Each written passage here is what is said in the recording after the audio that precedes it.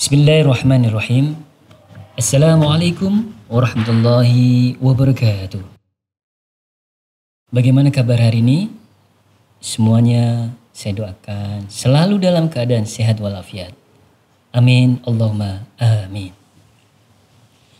Baiklah, pada kesempatan hari ini saya ingin membahas sedikit mengenai kurban dan akikah.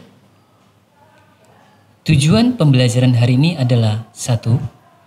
Pengertian kurban. 2. Hukum kurban. 3. Latar belakang terjadinya ibadah kurban. 4. Waktu dan tempat penyembelihan kurban. 5. Ketentuan hewan kurban. Dan yang terakhir, pemanfaatan daging kurban. Yang pertama yaitu pengertian kurban. Kita harus memahami terlebih dahulu secara bahasa apa pengertian kurban, dan secara istilah apa itu pengertian kurban. Secara bahasa diambil dari bahasa Arab korba yang mengartikan dekat. Secara istilah adalah hewan yang disembelih dengan niat beribadah untuk mendekatkan diri kepada Allah Subhanahu wa taala dengan syarat-syarat dan waktu tertentu. Disebut juga dengan udhiyah. Setelah mengetahui pengertian kurban baik secara bahasa maupun istilah, kita harus mengetahui hukum kurban. Hukum kurban terdapat dalam Al-Quran surat Al-Kautsar ayat 1-2 dan Al-Quran surat Al-Hajj 34. Sebagian ulama berpendapat bahwa berkurban itu hukumnya wajib. Menurut jumhurul ulama berpendapat hukum kurban adalah sunnah muakkad. Hukum kurban menjadi wajib apabila kurban tersebut dinazarkan. Menurut Imam Maliki, seseorang membeli hewan dengan niat untuk kurban, maka ia wajib menyembelihnya untuk kurban. Latar belakang terjadinya kurban. Di dalam Al-Quran terdokumentasi dalam kisah Nabi Ibrahim alaihissalam yang menyembelih putranya yang bernama Ismail alaihissalam dengan segala keikhlasan hati, menyerahkan diri untuk disembelih oleh ayahandanya sebagai persembahan kepada Allah Subhanahu wa taala. Sekarang mengenai waktu dan tempat menyembelih kurban.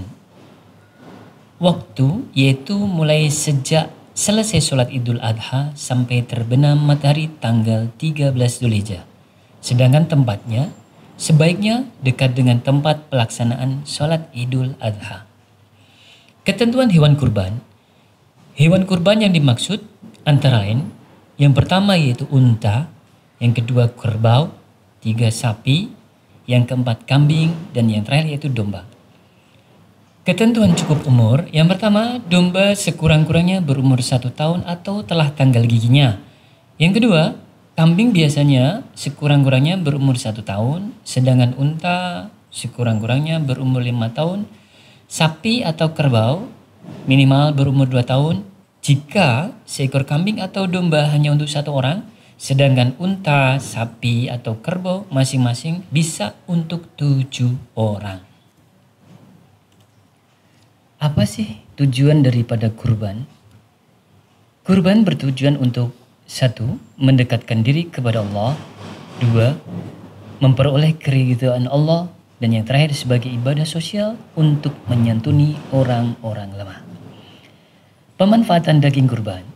Daging kurban sebaiknya dibagikan kepada fakir miskin masih daging mentah dengan ketentuan.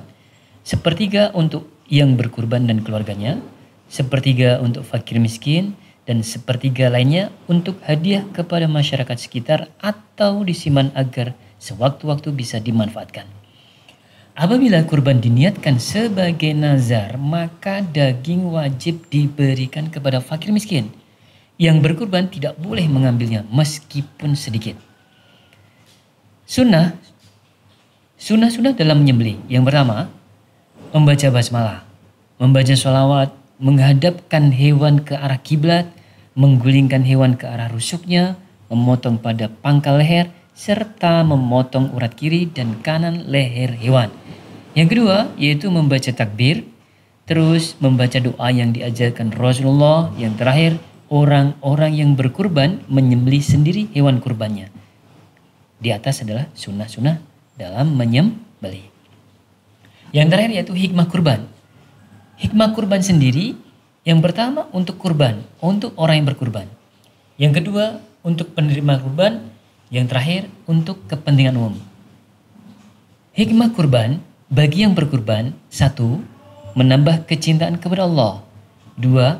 Menambah keimanan dan ketakwaan kepada Allah. 3. Menunjukkan rasa syukur kepada Allah. Dan yang terakhir, mewujudkan tolong menolong, kasih mengasihi, dan rasa solidaritas. Sedangkan bagi penerima kurban, 1. Menambah keimanan dan ketakwaan kepada Allah. Yang kedua, bertambah semangat dalam hidupnya. Dan yang terakhir, yaitu kepentingan umum. 1. Memperkokoh tali persaudaraan. Yang kedua, menumbuhkan dan meningkatkan kesadaran beragam, baik bagi orang mampu maupun kurang mampu. Demikianlah pelajaran hari ini mengenai kurban dan akikah. Semoga bermanfaat baik untuk diri saya sendiri maupun untuk kita semuanya. Wabillahi taufiq wal hidayah. Wassalamualaikum warahmatullahi wabarakatuh.